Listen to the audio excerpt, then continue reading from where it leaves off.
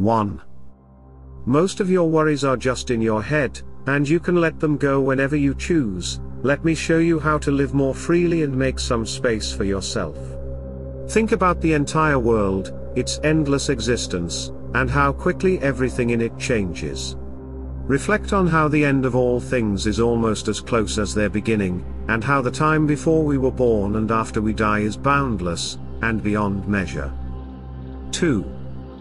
Everything you see will soon fade and vanish, and those who witness the decay of time will also be consumed by it. In the end, both the longest and shortest lived will find themselves in the same state. If you look into people's hearts, to see their goals and the reasons behind their affections and respect, you'll need to see their true selves. It's odd to think that their praise or criticism can actually benefit or harm you. 3.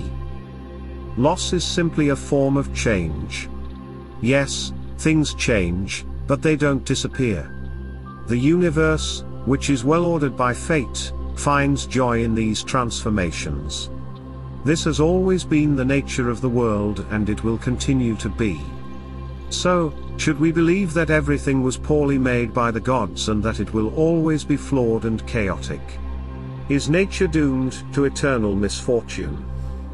If you look closely, the substance of bodies is quite rough. Living beings are mostly water, dust, bones, and other unpleasant elements. Even marble is just a hard growth from the earth, and gold and silver are nothing more than its leftovers. Luxurious fabrics are just twisted hair. Purple dye is simply the blood of a tiny sea creature. I could go on. And as for the soul, it's related to all these things and constantly shifts from one form to another. 4. Come on, you've had your fill of life, complaining, and foolishness. What's bothering you? What surprises you? What's happened that's worse than you expected? If it's a cause or an issue that's troubling you, take a closer look. Understanding them might just put your mind at ease. For your own peace of mind, remember there are only these two realities, nothing more. It's time to simplify your life, and improve your relationship with the divine.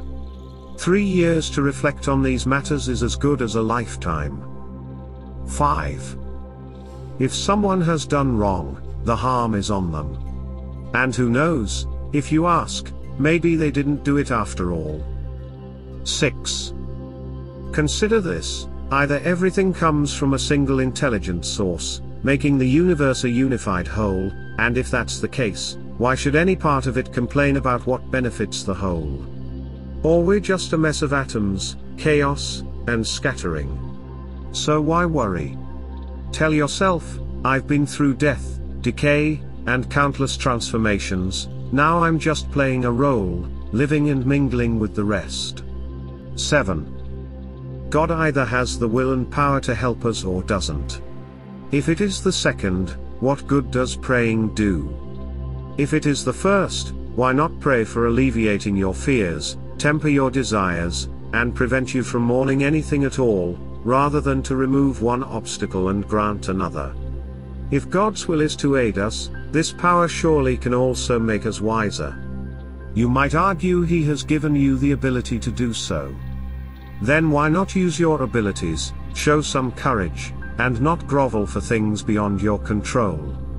Who says God doesn't help us with things we could achieve on our own? Start praying for such things, and you'll see the difference.